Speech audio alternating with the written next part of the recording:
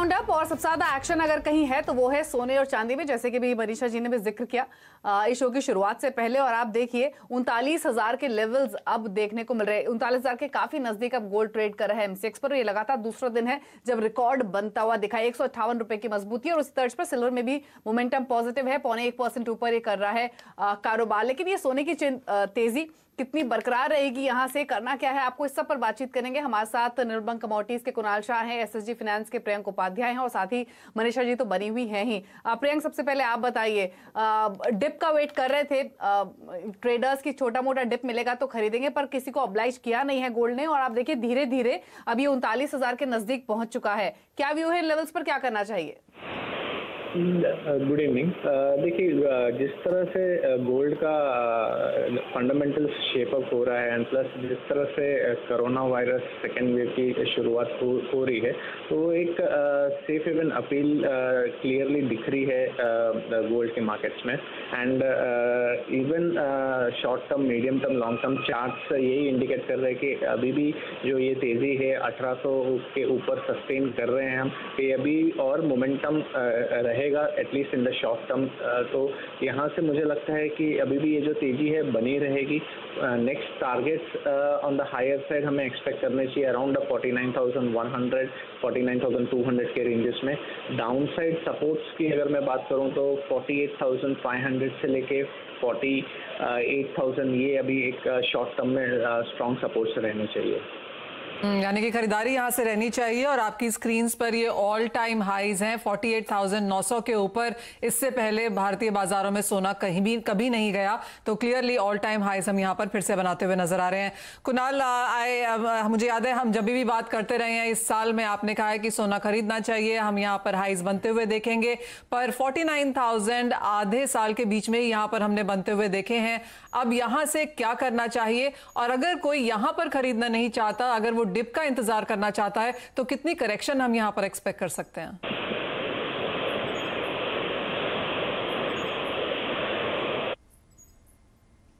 Fundamentals देखे गए तो फंडामेंटल तो जो बुलिश है वो बुलिश है ही, बट ईटीएफ जो पेस में बाय कर रहा है, फिजिकल डिलीवरी बहुत रॉबस्ट हो रही है ऑस्ट्रेलिया से, लंदन से, स्विट्जरलैंड से, यूएस में। So I think it's entire west versus east. So western countries में लगातार ये जो इंस्ट्रूमेंट्स है, इलेक्ट्रॉनिक इंस्ट्रूमेंट्स जैसे ईटीएफ है, तो उसमें रॉबस्ट बाइंग होती जा रही है। लोगों को डर लग रहा है कि ये कोरोना का सेकेंड वेव आएगा तो क्या, इकोनॉमिक क्राइसिस आएगी तो क्या। सो एवरीवन वहाँ पे इंटरेस्ट रेट तो है ही नहीं, जीरो इंटरेस्ट रेट चल रहा है यूएस, यूरोप, जापान, तीनों डेवलप इकोनॉमी में। सो लोगों के पास कोई विकल्प नहीं रहा है, सिर्फ लोग गोल्ड में इन्वेस्ट कर रहे हैं, क्योंकि उनको लग रहा है कि अगर बैंक में पैसा रख के, स्टॉक मार्केट में अनसर्टेनिटी बहुत ज़्यादा है क्योंकि इकोनॉमिक क्राइसिस चल रही है। सो पहले जो हम लोग 8%, 10% इन्वेस्टमेंट गोल्ड में करते थे, I think that number invest is increase to 15%, 18%। So लोग एग्रेसिवली गोल्ड में बाई कर रहे हैं और इसी के कारण गोल्ड के प्राइसेस लगातार बढ़ रहे हैं। सो हमको लग रहा है कि इंडिया में, चाइना में डिमांड नहीं है, ज्वेलरी डिमांड कम है, सो थोड़ा बहुत नीचे आना चाहिए, पर वो नीचे आ ही नहीं रहा है। सो अनटिल एंड अनलेस कोई ऐसा ट्रिगर आता है तब तक गोल्ड में तेज़ी बरकरार रहेगी। और मेरी राय में स्ट्रिक्ट स्टॉप लॉस के साथ ही ट्रेड करना चाहिए। अगर आप फ्रेश लॉन्ग इनिशिएट करते हो तो 48,450, 500 का स्टॉप लॉस रख के आपको ट्रेड करना चाहिए, because I think the volatility will increase going forward. So equity market, bonds, gold, सभी चीज़ में लिक्विडिटी आ रही है और सभी चीज़ एक साथ बढ़ रही है। उसमें सबसे फंडामेंटली स्ट्रॉन्ग गोल्ड ही है। सो ये कहना बहुत डिफिकल्ट है कि यहाँ से ये प्रॉफिट टेकिंग आएगा कि नहीं आएगा। और ये $1,800 का लेवल भी मायने नहीं रखता है, बिकॉज ये टाइम जो मॉनेटरी प्रिंटिंग हुआ है वो 2008-9 पूरे इतिहास में, फाइनेंशियल मार्केट के इतिहास में इतना पैसा प्रिंट नहीं हुआ है। तो गोल्ड के प्राइजेस बहुत ज़्यादा ऊपर जा सकते हैं। नियर टर्म में भी मुझे लग रहा है कि 1840, 1850 तक के लेवल्स आपको दिखा सकते हैं।